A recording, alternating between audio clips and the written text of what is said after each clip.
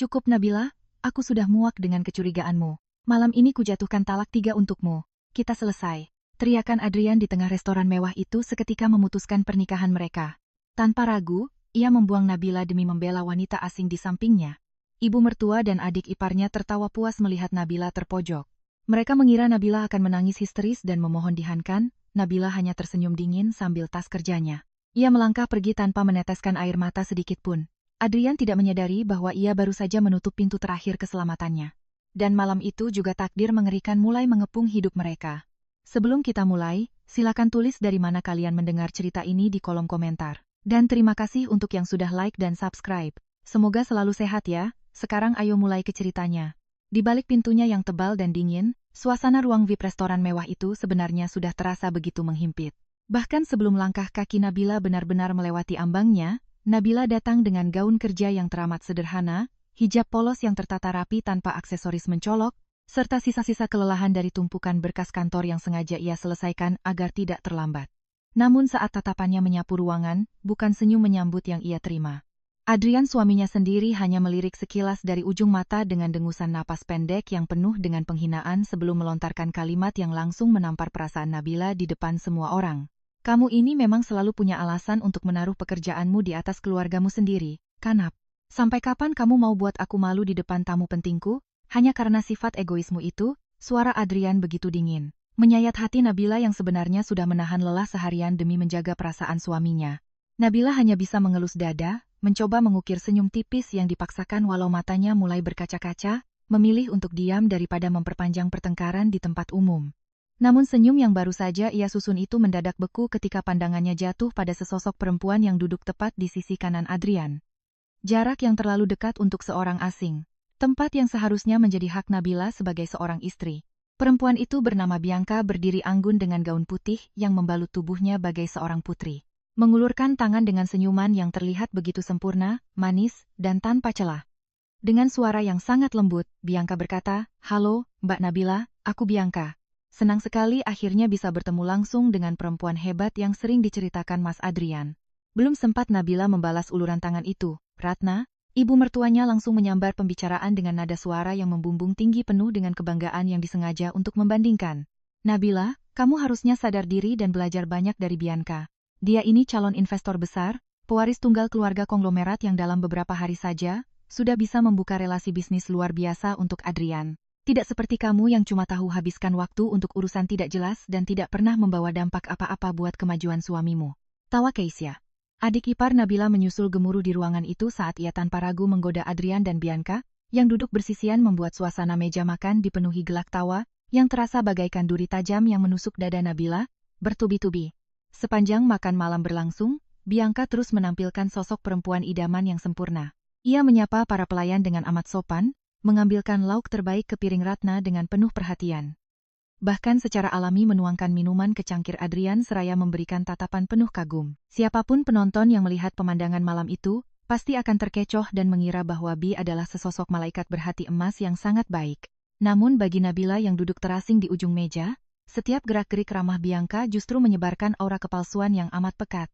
Sebuah intrik berbahaya yang dengan mudahnya membutakan mata keluarga yang selama ini selalu ia perjuangkan walau kehadirannya sendiri tak pernah dianggap ada.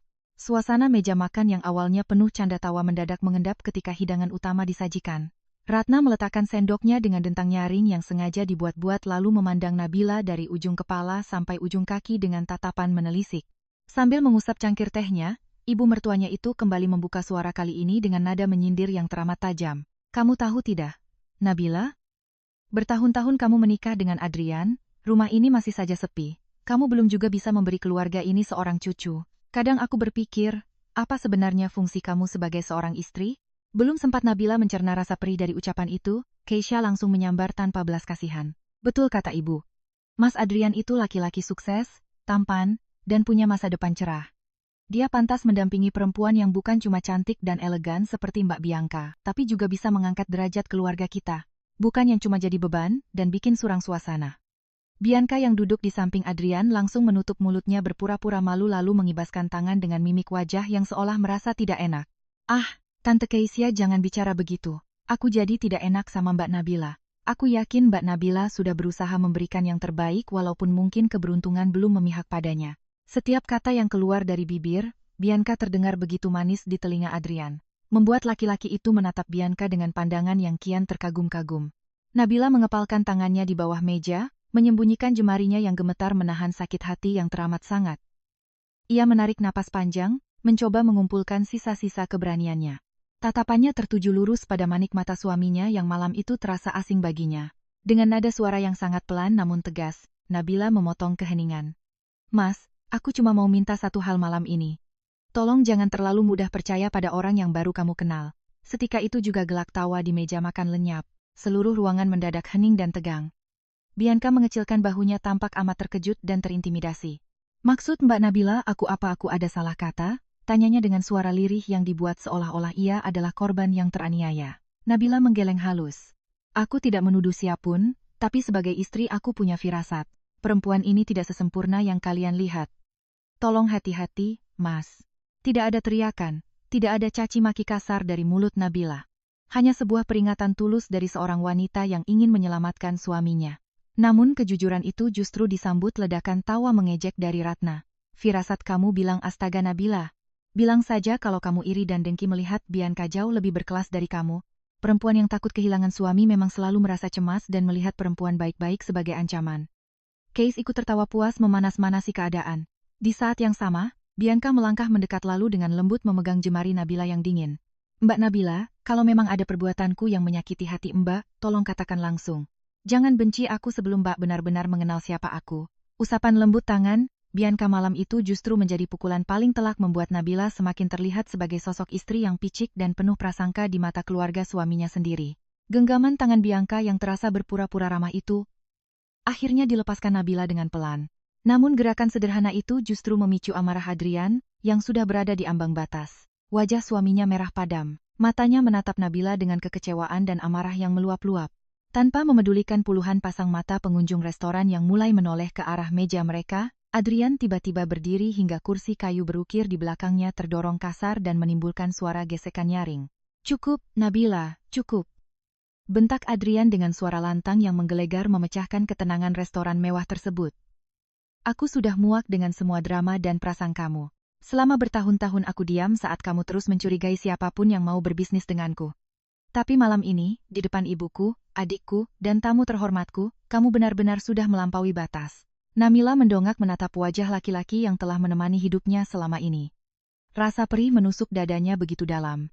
Namun, ia berusaha agar suaranya tidak gemetar saat membalas ucapan suaminya. Aku melakukan ini bukan karena cemburu, Mas. Aku cuma tidak mau kamu menyesal di kemudian hari saat semuanya sudah terlambat. Bukannya luluh, ucapan Nabila justru semakin menyulut emosi Adrian. Laki-laki itu tertawa sinis, menyisir rambutnya ke belakang dengan raut wajah penuh kepuasan dan kesombongan. Menyesal. Satu-satunya hal yang aku sesali dalam hidupku adalah terlalu lama bertahan dengan perempuan paranoid seperti kamu. Kamu selalu jadi penghambat karirku, Nabila. Hari ini aku sadar, aku lebih memilih mempercayai orang yang menunjukkan ketulusan dan mampu membawa kemajuan dalam hidupku daripada harus tinggal bersama istri yang otaknya cuma dipenuhi racun prasangka. Ratna tersenyum puas menyaksikan pemandangan itu. Seolah kemenangan besar baru saja berpihak padanya. Keisha bahkan ikut berdiri dan memegang bahu Bianca yang berpura-pura syok, sengaja menampakkan dukungan penuh untuk perempuan asing tersebut.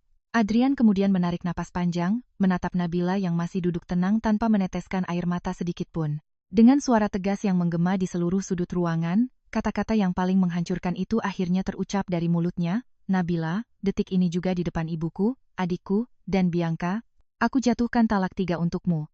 Kita selesai, hubungan kita mati malam ini. Seluruh meja langsung hening seketika. Ibu mertua dan adik iparnya menunggu reaksi Nabila dengan senyum kemenangan. Menyangka perempuan berhijab itu akan menangis histeris, berlutut, atau memohon agar ikatan pernikahan mereka tidak dihancurkan begitu saja. Namun yang terjadi justru di luar dugaan mereka. Nabila mengalihkan pandangannya pada Bianca selama beberapa detik, dengan tatapan yang sangat dalam lalu berbalik menatap Adrian. Sebuah senyuman tipis yang sangat dingin dan sulit diartikan terukir di bibirnya. Tanpa nada emosi, Nabila hanya berbisik pelan. Aku sudah mengingatkanmu, Mas. Selamat menikmati keputusanmu. Nabila berdiri merapikan tas kerja sederhana yang dibawanya, lalu melangkah pergi meninggalkan restoran mewah itu tanpa sekalipun menoleh ke belakang. Langkah kakinya begitu mantap menyusuri lorong dingin menuju area parkir. Namun begitu pintu mobil pribadinya tertutup rapat dan menyisakan kegelapan yang sunyi, keheningan di dalam kabin itu mendadak pecah oleh suara tawa kecil dari bibir Nabila. Itu bukanlah tawa bahagia, atau tanda bahwa ia telah hilang akal, melainkan sebuah tawa penuh kepahitan atas kebodohan laki-laki yang baru saja membuangnya. Di balik luka batin yang menganga malam itu, Nabila menyadari satu hal penting. Adrian baru saja mengunci dan menghancurkan pintu terakhir, yang selama ini susah payah, ia jaga hanya untuk menyelamatkan hidup suaminya sendiri. Untuk memahami mengapa Nabila bisa melangkah pergi dengan senyuman sedingin itu, kita harus memutar waktu kembali ke 2 minggu sebelum malam kelam di restoran tersebut. Saat itu suasana ruang kerja pribadi Nabila, di lantai atas kantornya, terasa begitu tenang dan sunyi. Cahaya lampu meja menyinari sebuah map tebal berisikan dokumen rahasia yang baru saja dilepakkan oleh Kepala Divisi Keamanan perusahaannya. Laporan investigasi mendalam itu menunjukkan fakta yang sangat mengejutkan. Sosok perempuan bernama Bianca yang belakangan ini mendampingi suaminya ternyata menggunakan beberapa identitas palsu dan terindikasi kuat menjadi otak di balik jaringan penipuan investasi berskala besar. Bukti-bukti ini memang belum bisa kita buka ke publik karena pihak kepolisian masih melakukan penyelidikan tertutup, Bu, ujar kepala keamanannya malam itu dengan nada bicara yang penuh kehati-hatian. Tapi dari jejak rekam-rekam digital dan alur transaksinya, perempuan ini jelas sangat berbahaya. Nabila mengusap wajahnya yang tampak lelah. Sebagai wanita yang memegang kekuasaan besar di balik layar, ia bisa saja langsung memakai laporan itu untuk mempermalukan Bianca atau menindas keluarga Adrian yang selama ini selalu meremehkannya. Namun, rasa sayang dan niat tulusnya untuk menjaga kehormatan sang suami membuat Nabila memilih cara yang lebih halus. Ia ingin Adrian mempercayainya sebagai seorang istri tanpa harus menunjukkan seluruh kartu as yang ia genggam. Malam harinya di dalam kamar rumah mereka yang sepi, Nabila mencoba membuka ruang diskusi empat mata dengan Adrian. Ia duduk di tepi tempat tidur, menatap suaminya yang sedang sibuk memoles penampilan di depan cermin. Dengan nada bicara yang amat lembut dan penuh kehati-hatian, Nabila berkata, "Mas, boleh aku bicara sebentar? Ini soal Bi kalau untuk sementara waktu kamu jaga jarak dulu dari dia. Jangan terlalu cepat menanamkan modal atau menyerahkan urusan bisnis padanya." Adrian langsung menghentikan kegiatannya, lalu menoleh dengan raut wajah yang berganti menjadi sinis. Ia tertawa meremehkan. Seolah kalimat yang baru saja diucapkan istrinya adalah hal paling konyol yang pernah ia dengar. Jaga jarak. Kamu ini bicaranya makin ngelantur saja. Nap. Kamu tahu tidak Bianca itu punya relasi dengan pengusaha kelas atas yang selama ini cuma bisa aku mimpikan.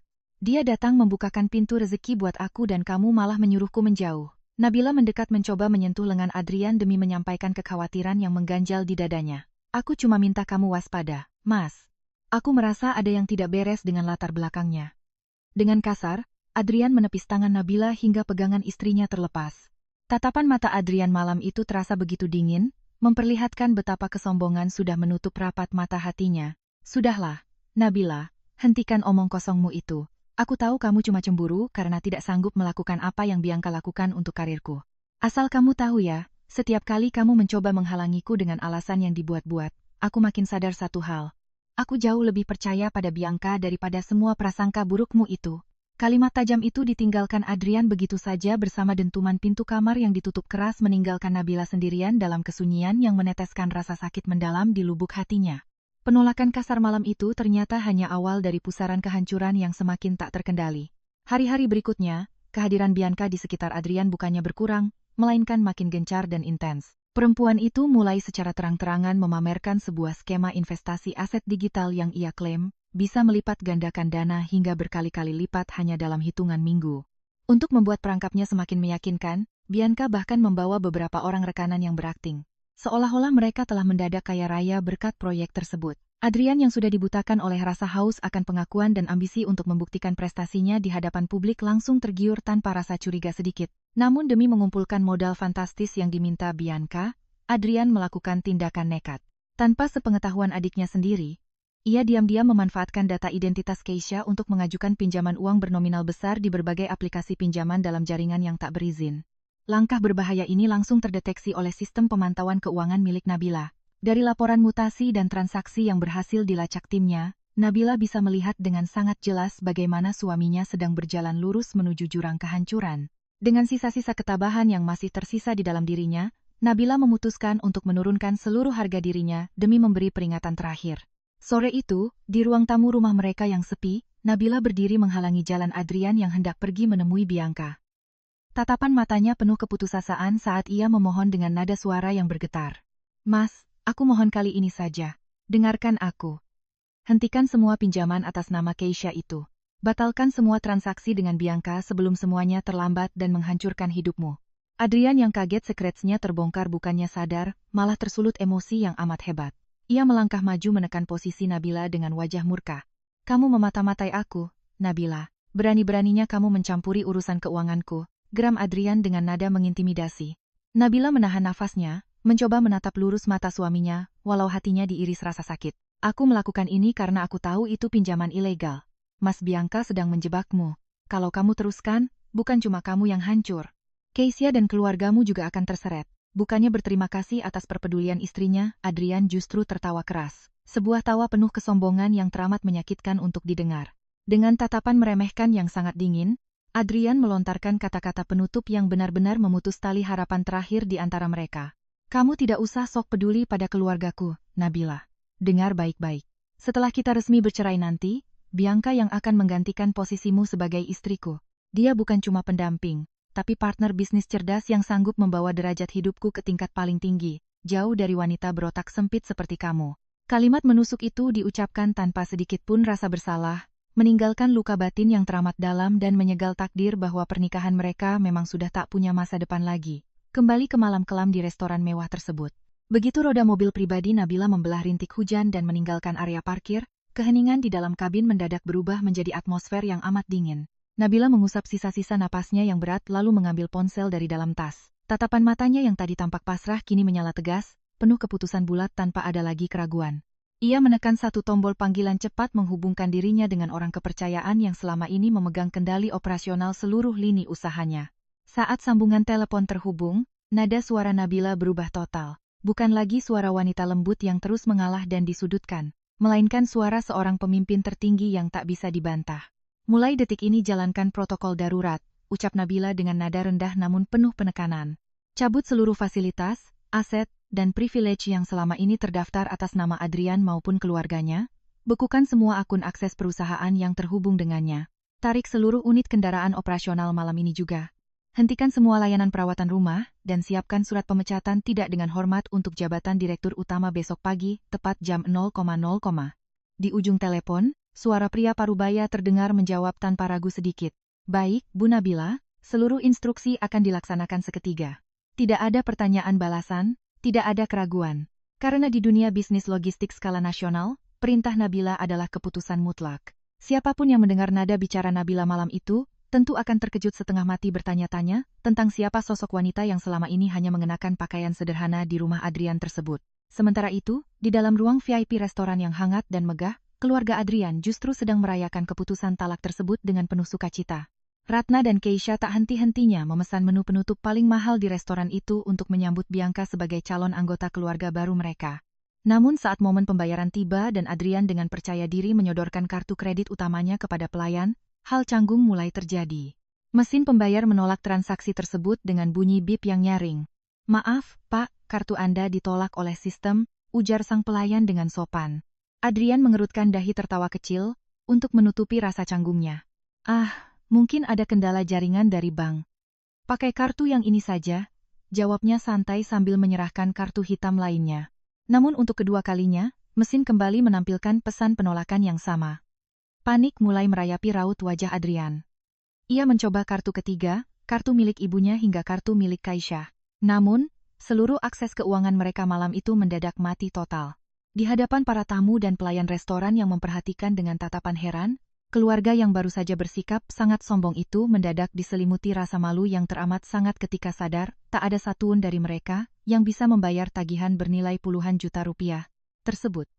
Kejadian memalukan di restoran semalam rupanya hanya potongan kecil dari badai besar yang siap merobohkan hidup mereka. Ketika kediaman mewah yang mereka tempati masih diselimuti rasa canggung sisa semalam, sebuah derut truk derek mendadak berhenti tepat di depan pagar rumah. Keisha yang baru saja keluar, membawa cangkir kopi dengan pi mewahnya langsung tersentak kaget melihat dua pria berbadan tegap sedang mengikat roda mobil SUV kesayangannya. Hei, apa-apaan kalian ini? Teriak Kiesa histeris sambil berlari menghampiri pagar. Kalian tahu tidak ini kendaraan siapa? berani-beraninya kalian menyentuh mobilku. Salah satu pria berseragam resmi itu menoleh tenang tanpa rasa takut sedikitpun, lalu menyerahkan selembar surat tugas berstempel perusahaan. Maaf, Mbak, kami hanya menjalankan perintah resmi dari manajemen pusat. Unit ini tercatat sebagai aset operasional milik perusahaan logistik dan pagi ini seluruh izin penggunaannya atas nama keluarga Anda resmi dicabut. Belum usai rasa kaget Keisha. 3 asisten rumah tangga yang biasanya sibuk mengurus rumah mendadak berjalan keluar membawa koper masing-masing. Sopir pribadi yang biasa mengantar Ratna pun melangkah pergi begitu saja tanpa mengucapkan sepatah kata pun. Semua pekerja yang selama ini melayani mereka mendadak berhenti bekerja pada jam yang sama. Seolah ada instruksi serentak dari pihak yang tak terlihat. Di tengah panik yang makin memuncak, sebuah mobil sedan hitam berhenti di depan teras. 2 pria berjas rapi keluar bersama seorang petugas berseragam pengadilan. Ratna dan Adrian yang mendengar kegaduhan itu langsung keluar dengan wajah pucat pasih. Adrian mencoba menekan rasa cemasnya sambil menggertak. Ada apa ini? Kalian tidak tahu siapa saya? Saya ini direktur utama perusahaan logistik besar. Petugas pengadilan itu tidak terpengaruh oleh gertakan Adrian. Dengan suara dingin dan lugas, ia membacakan dokumen resmi di tangannya.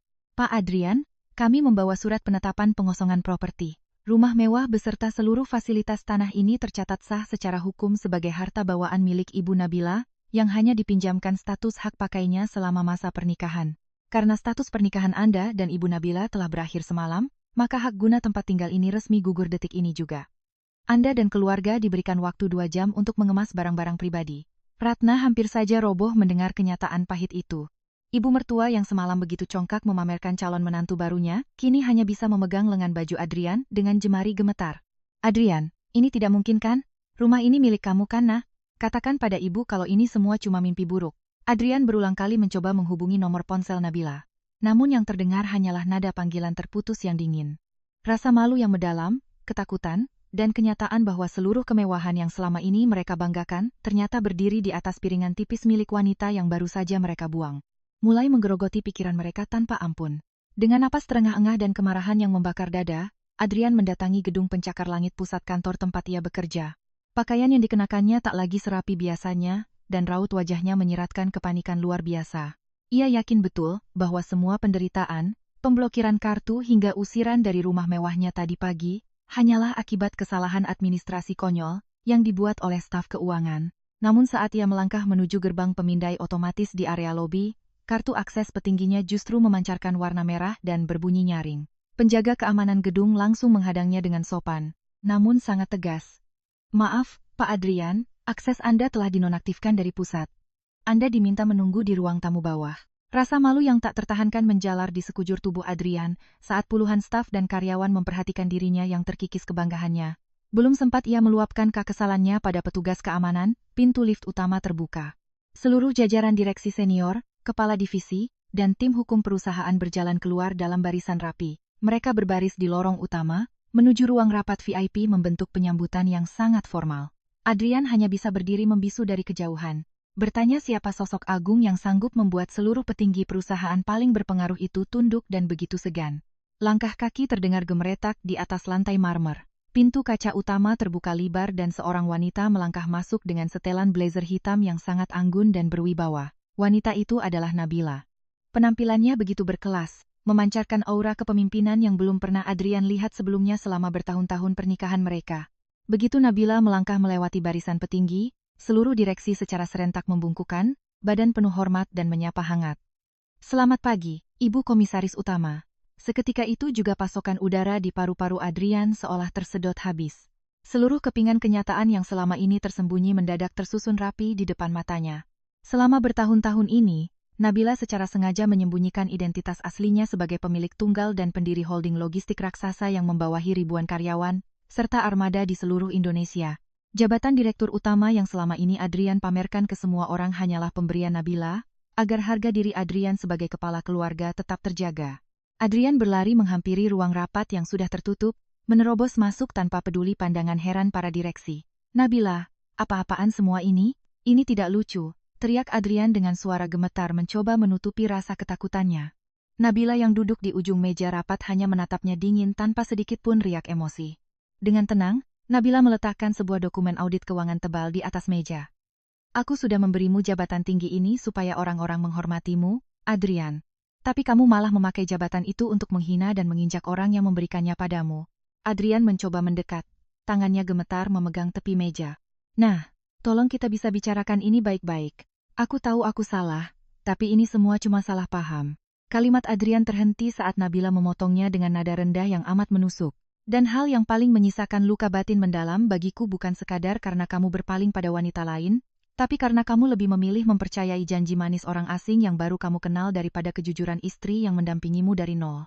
Nabila mengambil pulpen emasnya lalu menandatangani surat keputusan pemberhentian Adrian sebagai direktur utama, tanpa pesangon sedikit sebelum menyerahkan berkas penggelapan dana perusahaan yang dilakukan Adrian kepada tim hukum untuk diproses secara pidana. Mimpi indah tentang kekayaan dan status sosial tinggi kini runtuh tak bersisa. Keluarga Adrian terpaksa mengangkat barang-barang pribadi mereka ke sebuah kamar apartemen sempit di pinggiran kota yang berbau lembab. Tidak ada lagi lampu kristal, tidak ada lagi karpet empuk, maupun pelayan yang siap siaga memenuhi segala keinginan mereka. Di tengah ruangan kecil itu, Ratna terus meratapi nasibnya sambil memandangi tumpukan dus. Sementara Keisa hanya bisa menangis sesenggukan meratapi nasibnya yang mendadak berubah drastis. Satu-satunya pegangan hidup yang membuat mereka masih bisa bertahan adalah janji manis Bianca yang sampai hari itu masih berjanji akan mengembalikan seluruh uang investasi mereka, beserta keuntungan berlipat ganda. Tenang saja, Bu. Mas Adrian Bianca pasti datang, ucap Keisha dengan suara parau mencoba menenangkan dirinya sendiri dan ibunya. Babi Bianca kan orang kaya raya. Mana mungkin dia bohong pada kita. Begitu pencairan dana dari luar negeri itu masuk, kita bisa beli rumah yang jauh lebih mewah dari milik Nabila. Adrian yang duduk di sudut ruangan hanya diam. Jemarinya terus menekan tombol telepon mencoba menghubungi nomor Bianca. Namun suara operator telepon yang mengabarkan bahwa nomor tersebut tidak lagi aktif mulai mengirimkan sinyal bahaya yang amat dingin ke sekujur tubuhnya. Pagi berikutnya, kekhawatiran itu berubah menjadi kenyataan yang paling menghancurkan. Pintu apartemen Bianca yang berada di kawasan elit ternyata sudah kosong melompong ketika Adrian mendatanginya. Seluruh perhiasan, tas bermerek, hingga mobil mewah yang pernah dipamerkan wanita itu rupanya hanya barang sewaan. Tanpa buang waktu, Adrian berlari menuju kantor polisi terdekat untuk membuat laporan penipuan. Namun, begitu melangkahkan kaki di depan ruang penyidik, langkah Adrian terhenti seketika. Matanya terkunci pada sebuah selebaran besar yang tertempel tepat di papan pengumuman utama. Di sana foto Bianca terpampang sangat jelas di bawah tulisan besar berbunyi Daftar Pencarian Orang atau Buronan Kasus Penipuan Investasi Bodong Berskala Nasional. Petugas kepolisian yang melihat Adrian kebingungan langsung memberikan penjelasan yang menghantam kesadarannya. Wanita ini sudah memakai belasan nama palsu di berbagai kota, Pak. Dia mengincar para pengusaha ambisius yang mudah tergiur keuntungan instan. Total kerugian korban-korbannya sudah mencapai puluhan miliar rupiah. Seluruh peringatan, bisikan tulus, dan kekhawatiran Nabila yang dahulu dianggap Adrian sebagai bentuk kecemburuan dan pikiran picik kini terbukti kebenarannya secara telanjang. Rasa perih akibat kebodohannya sendiri mulai menggerogoti jiwanya dari dalam. Belum sempat Adrian memproses rasa penyesalan yang membakar pikirannya, bencana lain sudah menunggu di pintu apartemen sempit mereka. 3 pria berbadan tegap dengan wajah garang menggedor pintu kayu tempat tinggal mereka tanpa henti. Mereka adalah para penagih utang dari puluhan aplikasi pinjaman ilegal yang kejarnya ditujukan atas nama Keisha. Keluar kalian bayar utang-utang kalian sekarang juga, atau tempat ini kami hancurkan, teriak salah satu penagih dari luar. Keisha menjerit ketakutan di pojokan kamar, menyadari bahwa identitas pribadinya telah dipakai oleh kakaknya sendiri untuk mengumpulkan modal investasi bodong tersebut. Di ruangan sempit itu, keluarga yang dahulu begitu angkuh, kini harus membayar harga yang amat mahal atas kesombongan dan kebutaan mereka sendiri. Tekanan tanpa henti dari para penagih utang dan kenyataan bahwa dirinya telah kehilangan segalanya membuat akal sehat Adrian benar-benar gelap. Dalam keputusasaan yang berubah menjadi kebencian liar, ia tidak mau menyalahkan kesombongan atau kebodohannya sendiri. Sebaliknya, seluruh kemarahannya dilimpahkan sepenuhnya kepada Nabila. Adrian merasa mantan istrinya itulah yang sengaja menjebak, mempermalukan, dan merencanakan semua kehancuran ini sejak awal. Kegelapan di dalam pikirannya menuntun Adrian pada satu rencana nek yang gila. Ia berniat membakar salah satu gudang logistik terbesar milik perusahaan Nabila di pinggiran kota. Ia berpikir jika hidupnya harus hancur tanpa sisa, maka Nabila juga harus merasakan kehilangan aset berharganya. Tepat di tengah malam yang sepi dan pekat, Adrian menyusup ke area lorong belakang gudang penyimpanan tersebut. Berbekal jadikan bahan bakar dan pemantik api di tangannya, ia berjalan perlahan menyusuri sudut-sudut bangunan yang gelap. Namun yang tidak pernah disadari oleh Adrian adalah bahwa sistem keamanan terpadu milik perusahaan Nabila telah mendeteksi pergerakannya sejak ia pertama kali menginjakkan kaki di area pemadaran luar. Nabila telah memantau seluruh pergerakan itu melalui kamera pengawas dan memilih bekerja sama dengan pihak kepolisian untuk memasang jebakan di lokasi.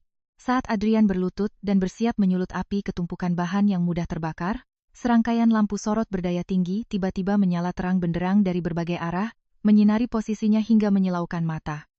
"Jangan bergerak, polisi. Angkat tanganmu sekarang," teriak puluhan petugas berseragam lengkap yang mendadak muncul mengurung langkahnya. Jerrycan di tangan Adrian terjatuh kasar, membuat tubuhnya bergetar hebat saat para petugas dengan cepat meringkus dan memiting kedua tangannya ke belakang untuk dipasangi borgel besi. Di tengah kepanikan itu, langkah kaki yang tenang terdengar mendekat dari balik bayangan lampu sorot. Nabila berdiri di sana dibalut mantel hitam panjang menatap mantan suaminya dengan raut wajah dingin tanpa sedikit pun pancaran dendam atau kepuasan. Melihat keberadaan Nabila, amarah Adrian bukannya surut, melainkan makin meledak menjadi teriakan penuh konfrontasi yang menyakitkan. "Nabila wanita jahat, kau puas sekarang?" Teriak Adrian dengan suara serak dan napas memburu mencoba berontak dari pegangan petugas. "Kau sengaja merencanakan semua ini. Kau yang menghancurkan hidupku, menghancurkan keluargaku, dan membawaku sampai ke titik ini. Kau iblis berhati dingin, Nabila." Nabila tidak mundur selangkah pun. Ia tetap memandang Adrian lurus-lurus lalu menggeleng pelan, dengan nada suara yang teramat tenang, namun mematikan. "Aku tidak pernah menghancurkan hidupmu, Adrian. Aku bahkan pernah berlutut memohon padamu agar kamu tidak melangkah ke jalan ini." Adrian mendongak dengan tatapan penuh kebencian dan keharuan yang campur aduk menyemburkan kemarahannya. "Lalu kalau bukan kau siapa? Siapa yang membuatku membusuk di penjara seperti ini?" Nabila memejamkan mata sejenak, menghela napas panjang untuk melepaskan sisa-sisa luka batin yang pernah menggores jiwanya, lalu menjawab singkat dan tajam, "Pilihanmu sendiri. Kamu sendiri yang memilih untuk mempercayai penipu daripada istrimu, dan kamu sendiri yang memilih membawa dirimu ke tempat ini." Kata-kata penutup itu bergema di tengah malam, meninggalkan Adrian yang terus berteriak histeris saat diseret masuk ke dalam mobil tahanan. Setelah malam kelam di gudang penyimpanan itu berlalu, palu keadilan akhirnya diketukkan secara resmi di dalam ruang persidangan. Adrian dijatuhi hukuman penjara bertahun-tahun atas kasus penggelapan dana perusahaan serta tindakan kejahatan percobaan pembakaran aset logistik. Di balik dinginnya terali besi, tidak ada lagi pakaian mahal atau sikap sombong yang pernah ia banggakan. Yang tersisa hanyalah bayang-bayang masa lalu dan rasa penyesalan yang terlambat. Sementara itu, di luar sana kehidupan keluarganya benar-benar telah luluh lantak. Ratna mengalami guncangan jiwa yang teramat berat akibat kehilangan seluruh kemewahan hidup dalam waktu singkat. Hari-harinya kini dihabiskan dengan menyusuri jalanan terus mengoceh kepada setiap orang yang lewat bahwa putranya adalah seorang pemimpin perusahaan raksasa. Meski tak ada seorang pun yang mau mendengarkan igauannya lagi, Kesa pun harus menanggung akibat pahit dari keputusan konyol kakaknya. Demi melunasi tumpukan utang dari puluhan aplikasi pinjaman ilegal yang mencatut namanya, Keis terpaksa bekerja keras siang dan malam sebagai petugas kebersihan di salah satu pusat perbelanjaan. Setiap kali jemarinya yang kasar memegang gagang sapu, Keisha seringkali teringat bagaimana dulu ia begitu mudah menghina Nabila di meja makan restoran mewah itu. Setiap teguran kasar dari atasannya kini terasa seperti tamparan yang mengingatkannya pada betapa angkuhnya ia di masa lalu. Meninggalkannya dalam kubangan kepahitan yang harus ia pikul sendirian. Berbeda jauh dari takdir tragis yang menimpa mantan keluarga suaminya, Nabila justru berhasil membawa perusahaan logistiknya melesat ke panggung internasional. Di sebuah aula megah bertingkat tinggi, riuh tepuk tangan bergema saat Nabila melangkah menuju panggung utama untuk menerima penghargaan sebagai salah satu pemimpin bisnis paling berpengaruh di Asia. Penampilannya tetap bersahaja dengan hijab sederhana, namun, aura keteguhan hatinya terpancar begitu kuat. Di sisi panggung berdiri Arkan, seorang rekan bisnis sekaligus sahabat setia yang selalu mendampinginya. Arkan menatap Nabila dengan penuh rasa hormat. Bukan karena berlimpahnya harta yang dimiliki wanita itu, melainkan karena kebersihan jiwa dan integritas tinggi yang konsisten ia tunjukkan. Usai acara penerimaan penghargaan, Nabila dan Arkan berdiri di balkon lantai atas menatap hamparan lampu kota yang berpendar indah di bawah langit malam. Arkan menyerahkan secangkir teh hangat kepada Nabila, lalu berkata dengan nada penuh kekaguman, "Selamat atas penjelasannya malam ini, Bu Nabila. Menakjubkan melihat bagaimana Anda tetap tenang dan tidak pernah berniat membalas dendam pada orang-orang yang pernah menyakiti Anda." Nabila menyesap tehnya perlahan, membiarkan angin malam mengusap lembut wajahnya, lalu mengukir senyum tipis yang amat damai. "Balas dendam tidak akan pernah menyembuhkan perih di dalam dada Mas Arkan," sahut Nabila pelan, namun berbobot. "Aku tidak pernah berniat menghancurkan siapapun. Aku hanya berhenti menyelamatkan orang yang berkali-kali memilih mengabaikan kebenaran demi kesombongannya sendiri." Arkan mengangguk pelan memahami makna mendalam di balik kata-kata tersebut. Bagi Nabila, hukuman terberat bagi seseorang bukanlah pembalasan amarah, melainkan ketika mereka dibiarkan runtuh oleh akibat dari pilihannya sendiri. Terlangat menyadari bahwa mereka telah membuang sosok yang paling tulus mencintai mereka. Beberapa bulan berlalu setelah malam penganugerahan itu, kehidupan Nabila melangkah ke babak baru yang jauh lebih tenang. Di lantai paling atas gedung pusat perusahaannya, Nabila duduk di balik meja kerja, sambil memandang foto masa lalunya yang tersimpan di laci paling bawah. Foto pernikahan sederhana bersama Adrian dulu. Tanpa ada rasa marah yang tersisa, Nabila mengambil foto itu lalu memasukkannya ke dalam mesin penghancur kertas. Suara mesin yang menderu halus memotong lembaran kertas itu seolah menjadi simbol bahwa sisa-sisa kenangan pahit yang dulu menggores jiwanya kini telah benar-benar sirna berganti dengan kedamaian yang utuh. Di saat yang bersamaan, Arkan melangkah masuk ke ruang kerja Nabila, membawa seperangkat dokumen kerja sama ekspansi jalur logistik internasional yang baru. Laki-laki itu tersenyum hangat meletakkan map di atas meja, tanpa sedikit pun kesan menggurui atau meremehkan. Dokumen persiapan investasi untuk wilayah Asia Timur sudah selesai saya tinjau, Bu Nabila, ujar Arkan dengan nada penuh kehangatan dan rasa hormat. Semua tim hukum dan analisis keuangan sudah memberikan persetujuan penuh. Langkah Anda kali ini benar-benar membuka jalan baru bagi ribuan pekerja kita. Nabila menatap Arkan lalu menyandarkan punggungnya ke kursi dengan helaan napas lega. Terima kasih banyak, Mas Arkan. Rasanya sangat berbeda ketika kita bekerja sama dengan orang yang mau saling mendengarkan dan menghargai proses. Bukan cuma sibuk mengejar gengsi, ucap Nabila dengan nada tenang. Mendengus. Arkan menatap Nabila lurus, lalu membalas dengan kalimat yang teramat tulus. Bagi saya menghormati pasangan bicara atau rekan kerja itu bukan soal formalitas Bu, tapi soal bagaimana kita menghargai kejujuran dan keteguhan hati orang tersebut. Dan Anda sudah membuktikan betapa bernilainya kualitas itu. Sementara itu, ribuan kilometer dari kemegahan kantor Nabila, suasana di dalam sel tahanan tempat Adrian mendekam terasa begitu dingin dan kelam. Di sore hari yang redup, seorang petugas lapas mengetuk trali besi sel Adrian, menyodorkan selembar surat pemberitahuan dari pengadilan terkait penyitaan sisa-sisa harta yang masih tersisa. Adrian duduk di pojokan lantai semen yang berdebu, memegangi kepala dengan kedua tangannya yang gemetar. Tidak ada lagi helai pakaian mahal yang melekat di tubuhnya, tidak ada lagi deretan mobil mewah, dan tidak ada lagi pengakuan palsu dari orang-orang yang dulu memujinya. Adrian mencoba memejamkan mata, namun setiap kali keheningan menyergap, bayangan malam di restoran itu selalu hadir menghantuinya. Ia teringat jelas bagaimana Nabila dulu duduk tenang di ujung meja, memberikan peringatan lembut yang justru ia balas dengan bentakan dan talak 3 yang congkak. Rasa sakit akibat penyesalan yang terlambat kini menggerogoti benaknya tanpa ampun, menyandera pikirannya dalam penjara batin yang jauh lebih mengerikan daripada dinding penjara fisik di sekelilingnya. Adrian akhirnya menyadari kenyataan paling pahit dalam hidupnya. Bahwa wanita berhijab sederhana yang dulu selalu disudutkan dan dibuang oleh keluarganya, adalah satu-satunya benteng pertahanan yang sebenarnya sanggup menyelamatkan hidupnya dari kehancuran total.